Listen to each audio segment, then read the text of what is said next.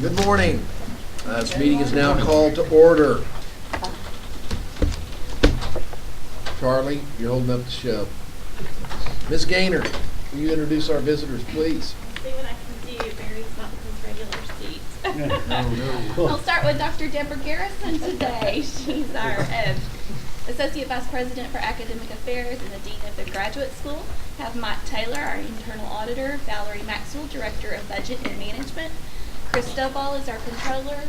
Dirk Welch is the Chair of the Staff Senate. Barry Maka is our General Counsel. Over here we have Charlie Carr, who's Director of Athletics. This is Dr. Martin Camacho, Dean of the Lamar D. Fane College of Fine Arts. Ann Work is reporter for the Times Record News, and Cindy Ashcroft, Executive Assistant to the President. Okay, thank you.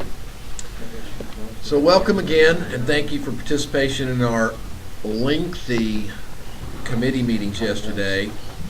I will apologize again for the length of yesterday, but we accomplished a lot, and I do appreciate the hard work yesterday.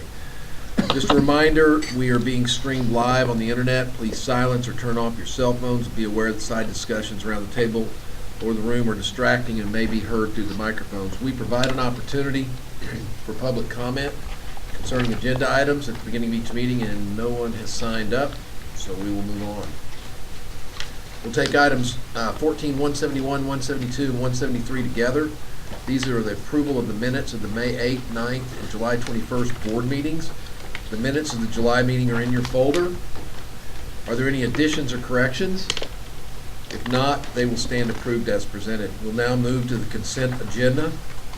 The Executive Committee met yesterday, and our report is as follows. Item presented for committee approval only, 14-138 committee minutes. Items presented for informational purposes only, 14-140 campus construction update. Item 14-141 hail damage claim. Items approved by the committee and placed on the consent agenda.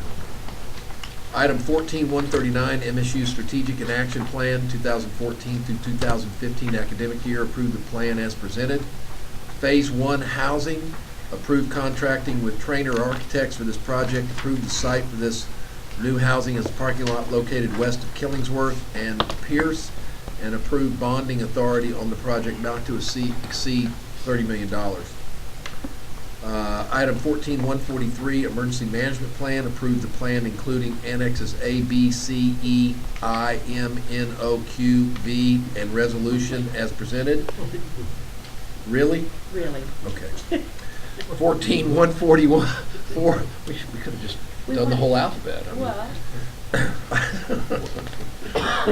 Item 14-144 Wichita Falls Museum of Art at MSU Advisory Board. Approved appointments to the advisory board as presented. Item 14-145 Wichita Falls Museum of Art at MSU ratification extension artworks ratified the extension of items into the museum's permanent collection as presented. I recommend approval of this consent agenda as presented. Would anyone like to remove items from the consent agenda for further discussion? If not, do I hear a second? Second. All in favor? Aye. Motion carries. Dr. Gibbons, please present the Academic and Student Affairs Committee report. Thank you, Mr. Chairman. The Academic and Student Affairs Committee met yesterday. Our report is as follows. We had one item presented for committee approval only. That was item 14-146, our committee minutes. We had 5 items that were presented for information only. 14-147 was the faculty report. 14-148 was the staff report. 14-149 was the student government report. 14-150 was the athletics report. 14-151 was the enrollment report for the summer of 2014. The following items were approved by the committee and placed on the consent agenda. Item 14-152, the August 2014 graduating class. Approved the list of candidates for graduation. Item 14-153, academic graduate major title change. Approved change in the title of the major in counseling offered through the Master of Arts degree program by the West College of Education to a clinical mental health major. Item 14-154 was a reassignment of the Bachelor of Applied Arts and Sciences degree program. Authorized reassigning the BAAS program from the Prothero Yeager College of Humanities and Social Sciences to the West College of Education as presented. Item 14-155 was the MSU handbook changes. Approved changes to the Code of Student Conduct regarding the definition of stalking, and Student Conduct Committee hearings procedures are presented. Item 14-156, there were 4 MSU policies and procedure manual changes. We approved changes to the policies noted below as presented. These were the 4 sections. A, Policy 3.313, Vehicle Operator's License Requirement. Item B, Policy 3.321, the Employee Insurance. Item C was Policy 4.412, Police Department Administration and Regulatory Ordinances. D was Policy 4.169, Summer Camps and Conferences. Mr. Chairman, I recommend approval of this consent agenda as presented. Thank you, Dr. Gibbons. Would anyone like to remove items from the consent agenda for further discussion? If not, the committee chair has recommended approval. Do I hear a second? Second. All in favor? Aye. Motion carries. Dr. Stewart, do you have an introduction you want to make to us? I know we've already Yes, sir. met Dr. Camacho, but I think you've got some things you want to say. I do somewhere. There I go. Vice Chair, please. I'd like to introduce to the board Dr. Martin Camacho, who will begin on Monday as our Dean of the Lamar D. Fain College of Fine Arts. Dr. Camacho has a bachelor's degree in piano performance from the Institute Superior Art in Cuba. He has a Master of Music in Piano Performance and a Professional Studies Diploma from the Cleveland Institute of Music in Cleveland, Ohio. And he has a Doctor of Musical Arts from the University of Miami School of Music. He comes to us from, he also has a Master of Business Administration from Barry University in Florida. He comes to us from Alabama State, where he was chair and associate professor of music. And prior to Alabama, he was Dean of Arts, Humanities, and Social Sciences at the Community College of Rhode Island. We are delighted to have Martin join us, and just wanted to present him to the board today. Welcome, Martin.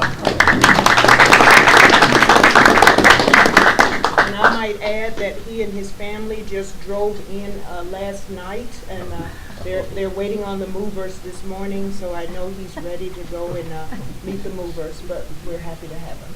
And his recital, first recital. Yes, sir. And he will be giving a community recital in Aiken Auditorium on August 21st. That's Thursday night at 7 o'clock. If you're in town and you're available, we'd love to have you. He is a concert pianist, and he's well known, so we look forward to his great recital. Thank you.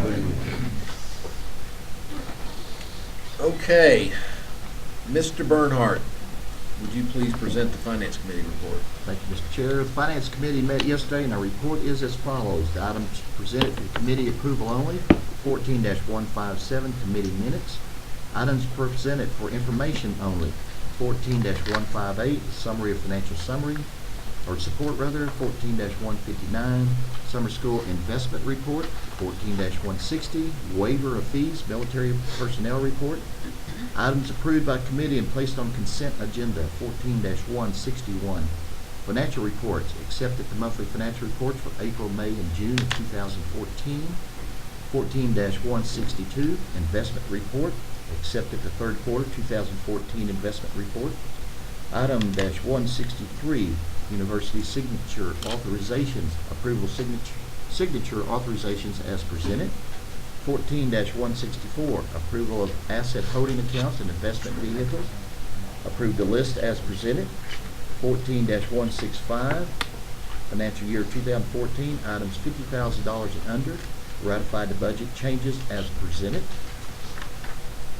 14-166, personnel report and changes in 2013-2014 budget.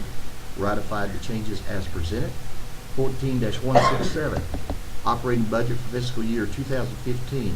Approved the $99,883,979 operating budget for 2014-2015 fiscal year as presented.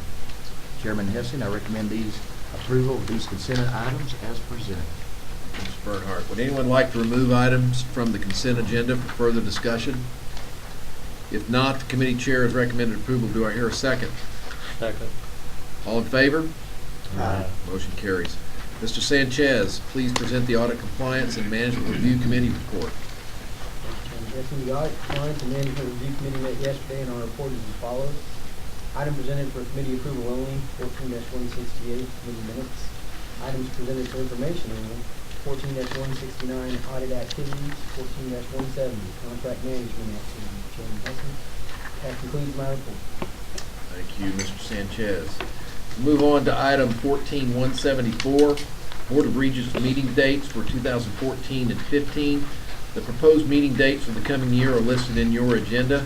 Dr. Gibbons, I understand that you have a conflict with the November date, but just after talking to Dr. Rogers, we understand there's a university conflict if we move it a week. So what I'd like to do at this point is ask if there's any other conflicts that anybody's aware of for those dates. Okay? If not, we're going to show those approved as presented. Okay?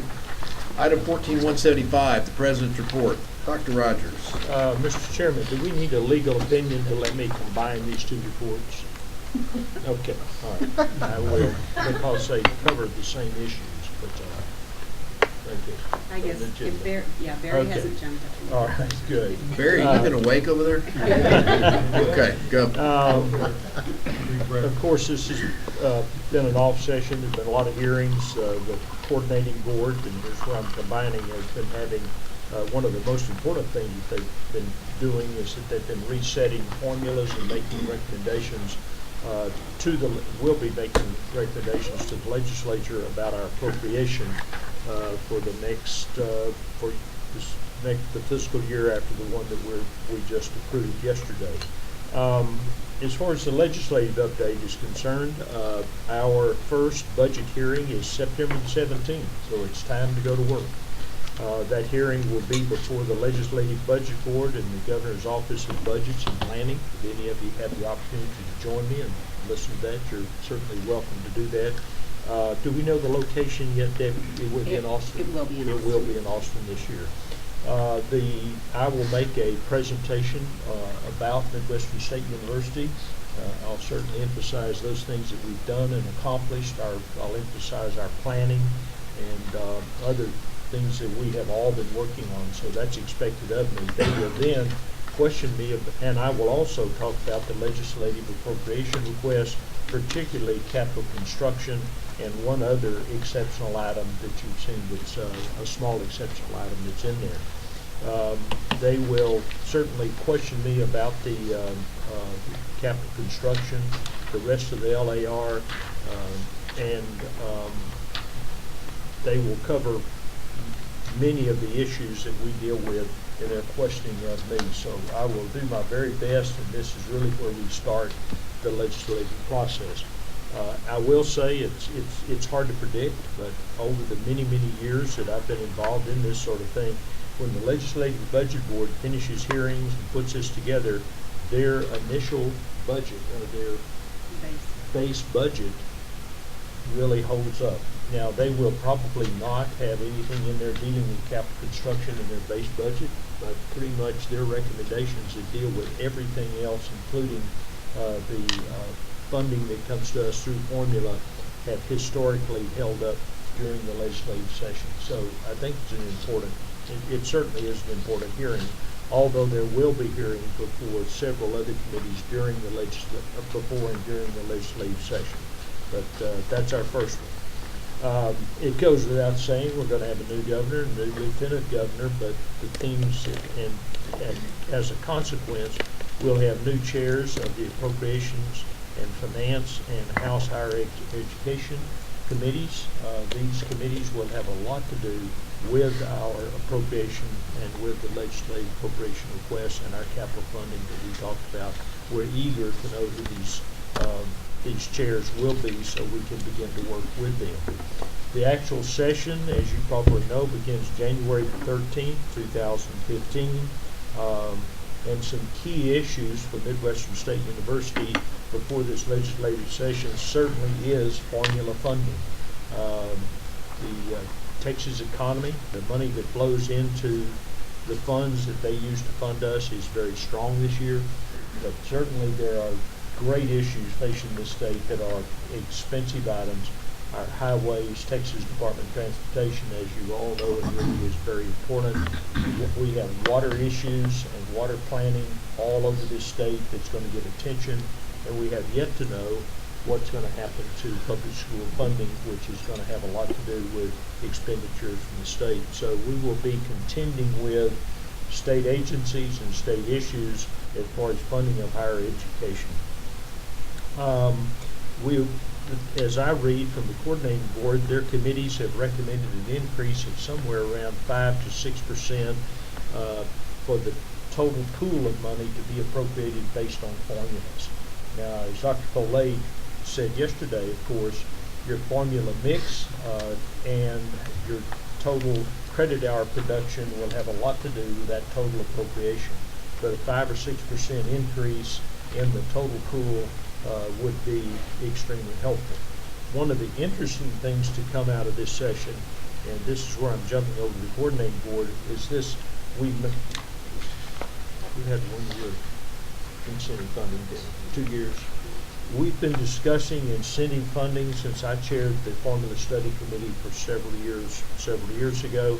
It's been off again and on again, and what this as the push is in many states, and certainly in this state, is that universities get some of their funding based upon outcomes-based performance. In other words, we're going to be appropriated based on how well we do on some metrics that I'm going to tell you about.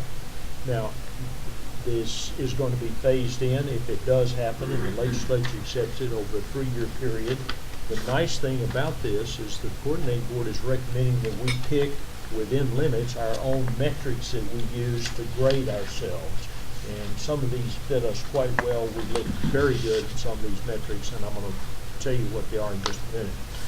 The HEAF review is going on, as Dr. Foley said yesterday. She is on that review committee. We've not had an increase in HEAF since 1995. We get $3.5 million a year for capital equipment. We can bond some of that, and we can certainly use it for campus projects and largely use it for major pieces of equipment that have a longer lifetime. So it's restricted, but it's extremely important money. If that were to be increased, that would be a very basic, fundamental, great part of our appropriation that would mean a lot to us. So let's see how that goes, and let's see if they do raise HEAF funding.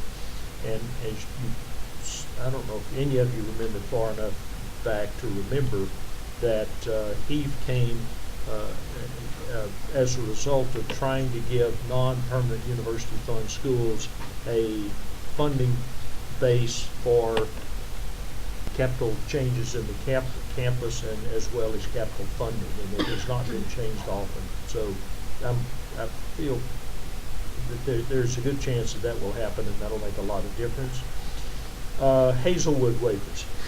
We're now up to about $1.2 million, maybe more, in waivers. I see those waivers growing as our services are pulled back, and we have veterans families and that are eligible for Hazelwood funding. We are not going to ask for that $1.2 million. I don't think it's really politically feasible. I will call it to their attention about how much it's costing MSU. Other universities will testify to that too, but it is going to be upwards of multiple millions of dollars as that Hazelwood exemption continues to grow. It is well intended. It is certainly justified. It's just a matter of not the university's not paying for it from its tuition, but the state paying for it. So we'll see if there is something done about Hazelwood. That unfunded mandate, if it were corrected, would be just like a direct appropriation based on our formulas, if we could get that. Capital construction funding, we talked about that a lot yesterday. We're dependent on it. We've been encouraged that this is the session that there will be capital construction funding. There will be a couple of bills introduced. We know who will introduce them.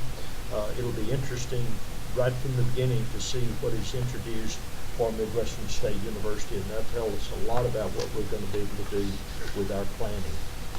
Let me skip over just a minute and give you an idea of those metrics that would determine our outcome-based funding, or at least 10% of it. I think it's very interesting.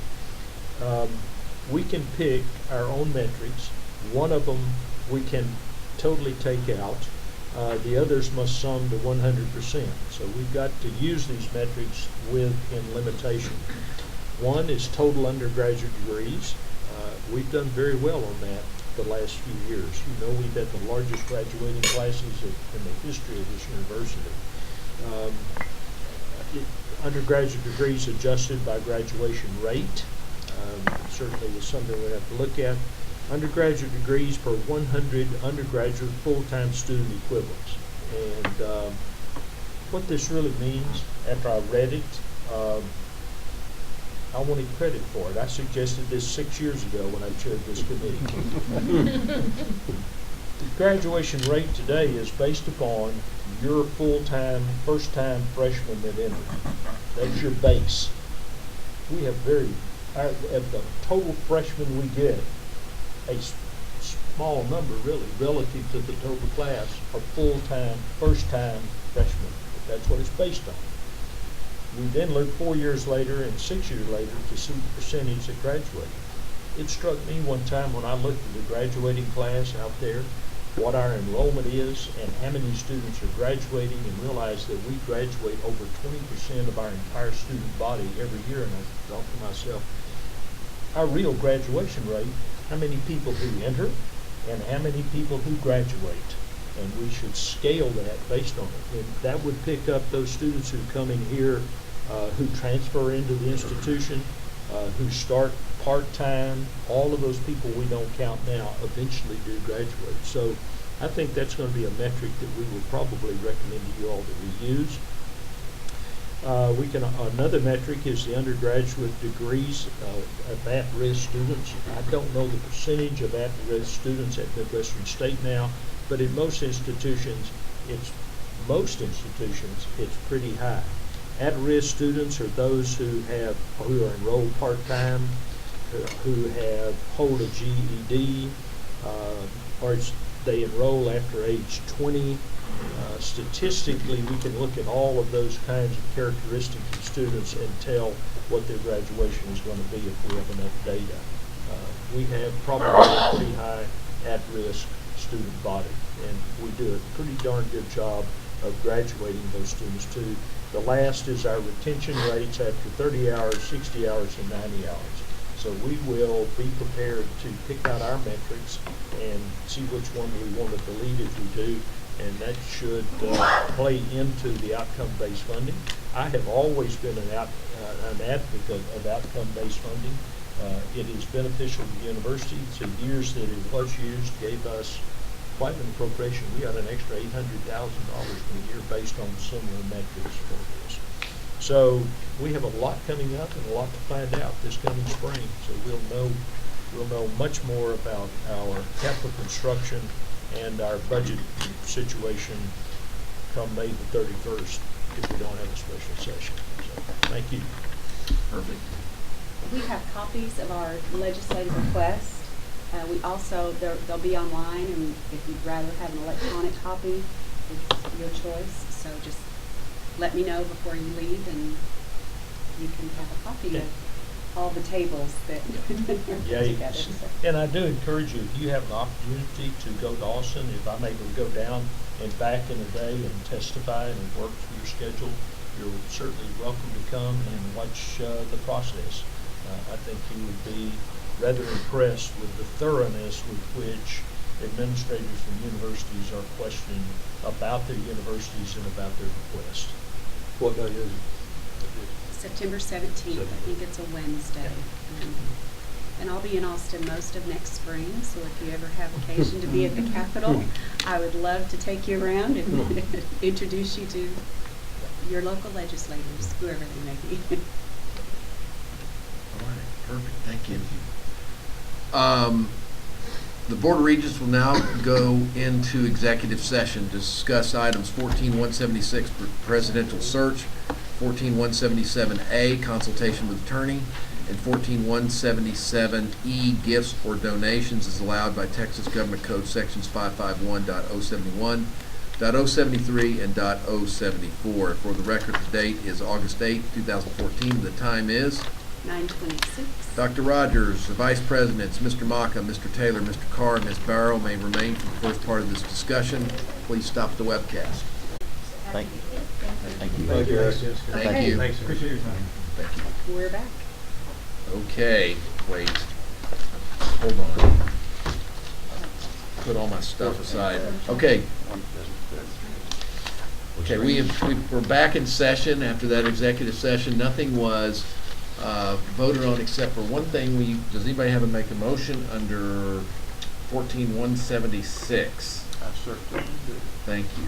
Mr. Chair, I move that the Board of Regents authorize the administration to negotiate and accept donation of 2 small parcels of land located northwest of the Wichita Falls Museum of Art at Midwestern State University. Thank you, Kenny. We have a motion. Do I hear a second?